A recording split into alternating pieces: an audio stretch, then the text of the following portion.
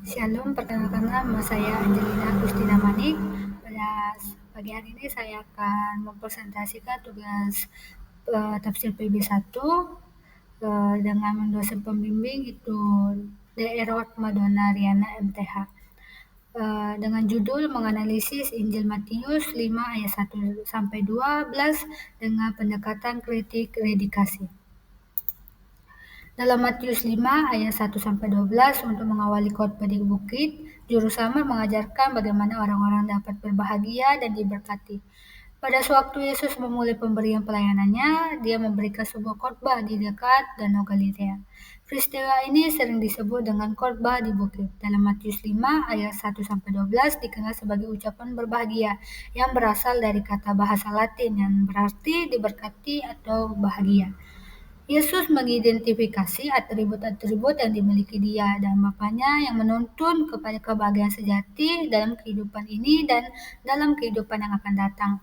Untuk mengembangkan atribut-atribut yang Yesus ajarkan dan berkat yang dijanjikan untuk setiap atribut. Konteks perikop dalam Injil Matius 5 ayat 1-12 khotbah di bukit. Menurut kerangka Matius, pemberian Yesus di Matius 5-7 sejajar dengan berita Musa yang menerima dasar titah di Gunung Sinai. Sebutan khotbah di bukit pertama kali disebutkan oleh Santo Augustinus sekitar 392 Masehi.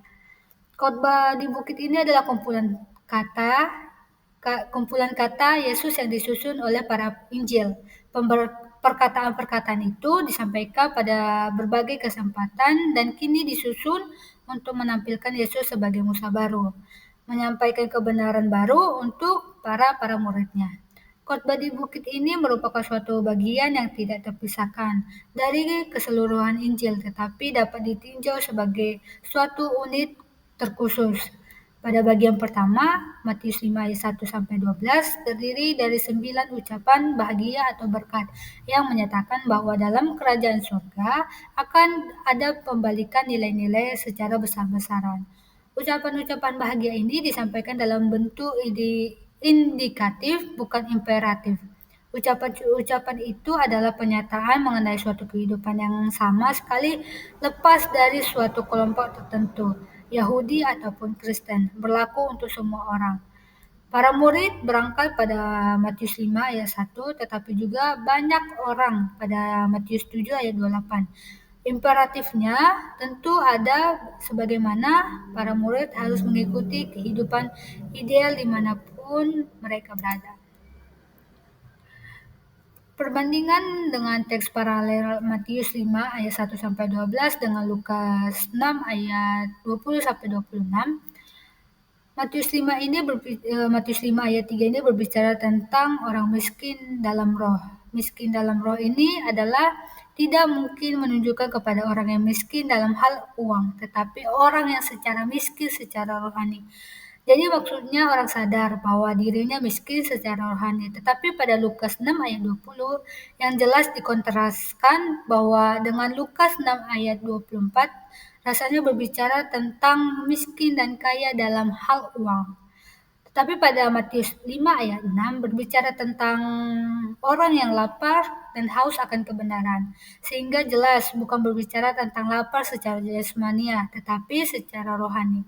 Tetapi pada Lukas 6 ayat 21a, dengan jelas kontrasnya itu berkata rasanya berbicara tentang lapar dan kenyang secara fisik. Yang arti bahagia dan celaka. Kata bahagia di sini bukan bahagia menurut ukuran duniawi, juga bukan suatu perasaan bahagia yang dirasakan dalam hati kita. Bahagia di sini disebut dengan pandangan Tuhan. Jadi Tuhan menganggap orang seperti itu berbahagia, sedangkan celaka ini merupakan kekencaman atau penghakiman dari Allah bagi orang-orang tertentu. Perubahan redaksional menurut Matius 5 ayat 1-12 dengan Lukas 5 ayat 20-26. Perbandingan redaksional ini antara Matius 5 ayat 1-12 khotbah di bukit dan Lukas 6 ayat 20-26 khotbah di dataran telah menjadi fokus kajian kritis dan studi Injil sinoptik. Dalam pembacaan Matius, Yesus membuka khotbah di bukit dengan sabda berbahagia. Ada 8 berkat yang Yesus jelaskan pada murid-muridnya dalam Matius.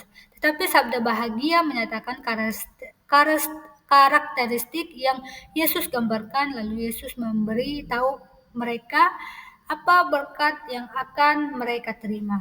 Matius mencatat khotbah ini terutama untuk jemaat Yahudi. Ketika kita membaca Injil Lukas, Yesus membuka khotbah di dataran. Yesus hanya menyebutkan 4 karakteristik dan kemudian memberitahu mereka berkat-berkat yang akan mereka terima. Lukas ini mencantumkan 4 celaka yang Yesus sampaikan. Daftar celaka ini merupakan kondisi yang berlawanan dengan berkat-berkat yang diberikan oleh Lukas. Lukas mencatat khotbah ini terutama untuk audiens non-Yahudi. Maka hanya sedikit dalam kajian Alkitab yang mengulas versi Matius dan Lukas tentang ucapan bahagia secara berdampingan dan lebih sedikit lagi kajian Alkitab yang membahas berkat dan celaka. Implikasi teologis dan aplikasi praktis Matius 5 ayat 1-12 dengan Lukas 6 ayat 20-26.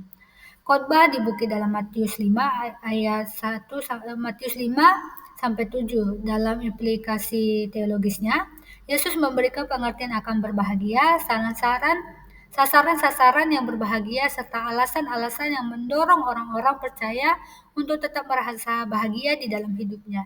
Sebab mereka adalah yang mempunyai kerajaan surga, akan dihibur, akan memiliki bumi, akan dipuaskan, akan beroleh kemurahan dan melihat Allah, akan disebut anak-anak Allah dan upah mereka besar di surga.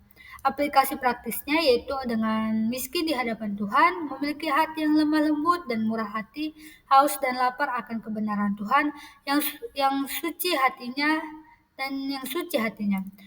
Sedangkan khotbah di dataran dalam Lukas 6 ayat 20-49 dalam implikasi teologisnya, Yesus menguraikan kontras antara berkat dan celaka bagi 4 kelompok orang.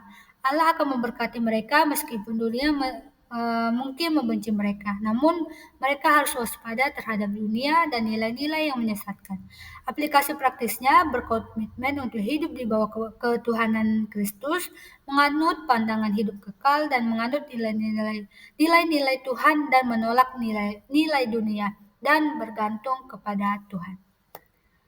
Sekian dari saya untuk presentasi pada pagi hari ini tentang menganalisis Matius 5 ayat 1-12 dengan pendekatan kritik redikasi. Terima kasih, Shalom.